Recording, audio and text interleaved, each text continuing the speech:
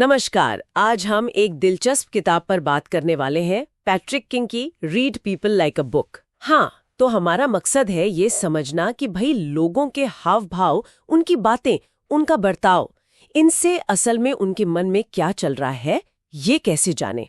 क्योंकि कई बार लोग कहते कुछ है और मतलब कुछ और होता है ना? बिल्कुल बिल्कुल। और ये कोई जादू टोना नहीं है, बस ध्यान देने की बात है, एक स्किल है। किताब में काफी अच्छे टिप्स हैं, तो चलिए देखते हैं रोजमर्रा की जिंदगी में ये सब कैसे काम आता है। हाँ, शुरू करते हैं। तो सबसे पहले बॉडी लैंग्वेज, मतलब बिना शब्दों की भाषा, जैसे आंखों का खेल। कोई बात करते हुए इधर उधर देख रहा है तो क्या मतलब निकाले? देखिए, इधर उधर देखना कई बार, हाँ, ये बेचैनी या शायद झूठ का भी संकेत हो सकता है, लेकिन हमेशा नहीं। अच्छा। हाँ, हो सकता है कोई बस शर्मा रहा हो या कुछ सोच रहा हो।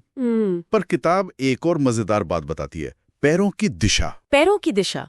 वो कैसे? मान लीजिए कोई आपसे बात तो कर रहा है, मुस्कुरा भी रहा है, लेकिन उसके पैर दरवाजे की तरफ हैं, तो हो सकता है अवचेतन में वो वहां से जाना चाह रहा हो। अरे वाह, ये तो कमाल की बात है, मैंने कभी इस पर ध्यान ही नहीं दिया।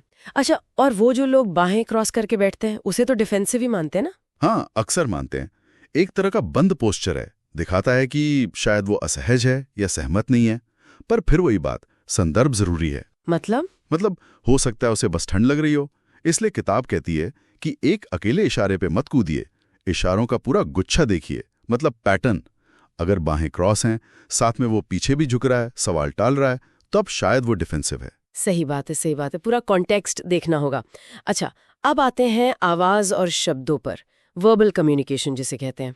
आवाज का लहजा, वो कैसे राज खोलता है? आवाज का लहजा, उसकी पिच, बोलने की स्पीड, ये सब बहुत अहम है।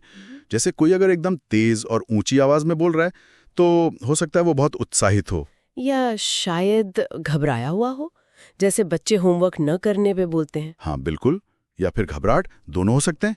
वही दोस्त जब पार्टी की बात करेगा तो शायद तेजी से बोलेगा, पर गलती की बात धीमी दबी आवाज में, फर्क साफ पता चलता है। हाँ, ये तो है। और बातचीत में जो पॉज आते हैं, ठहराओ, कभी लगता है कोई सोच रहा है, पर कभी कभी लगता है कि दाल में कुछ काला है, कुछ छुपा रहे हैं। वो ठहराओ भी बहुत कुछ कहता है। अचानक लंबा पॉज आ जाए या कोई बहुत ज्यादा इस्तेमाल करे, तो ये हिचकिचाहट या अनिश्चितता हो सकती है। शायद वो पूरी बात नहीं बताना चाह रहा। और शब्दों का चुनाव, ये भी बहुत जरूरी है। कोई कहे हाँ काम ठीक ठाक है, और कोई कहे अरे वाह क्या शानदार काम किया है। दोनों में जमीन आसमान का फर्क है ना? बिल्कुल, उत्साह का लेवल पता चल जाता है। हाँ, और कुछ शब्द होते हैं ना, जैसे बस, थोड़ा सा, शायद, ये अक्सर बात को हल्का करने या पूरी जिम्मेदारी ना लेने के लिए इस्तेमाल होते हैं। अच्छा, जैसे कोई कहे तुम्हारी ड्रेस अच्छी है, मतलब शायद उतनी अच्छी नहीं लगी। हो सकता है। टोन और शब्दों का मेल सब बता देता है। तो सिर्फ क्या कहा ये नहीं, कैसे कहा ये भी सुनना जरूरी है। सही है। तो बॉडी लैंग्वेज हो गई, आवाज और शब्द हो गए। अब तीसरा पॉइंट, व्यवहार के पैटर्न, ये क्या है? हाँ, व्यवहार के पैटर्न, ये शायद सबसे ठोस सुराग होते हैं। देखिए, एक बार कुछ होना इत्तेफाक हो सकता है, पर अगर कोई चीज बार बार हो रही है, तो वो उस इंसान की आदत, उसकी सोच या उसके इरादे की तरफ इशारा करती है। जैसे कोई उदाहरण? जैसे मान लीजिए आपका कोई दोस्त है जो हमेशा ही लेट आता है। एक दो बार चलो ठीक है, पर अगर ये उसका पैटर्न है, तो आप समझ जाते हैं कि वो वक्त का पाबंद नहीं है। हाँ, फिर आप उसी हिसाब से मैनेज करते हैं। या वो सहकर्मी जो हर मीटिंग में दूसरों की बात काट देता है। बिल्कुल, ये पैटर्न दिखाता है कि शायद वो दूसरों की राय को ज्यादा अहमियत नहीं देता। या फिर वो रिश्तेदार जो हमेशा मदद का वादा तो कर देता है, पर जरूरत के वक्त मिलता ही नहीं। हाँ, ये पैटर्न पहचानना जरूरी है। इससे पता चल जाता है कि किससे क्या उम्मीद रखनी है। एकदम सही।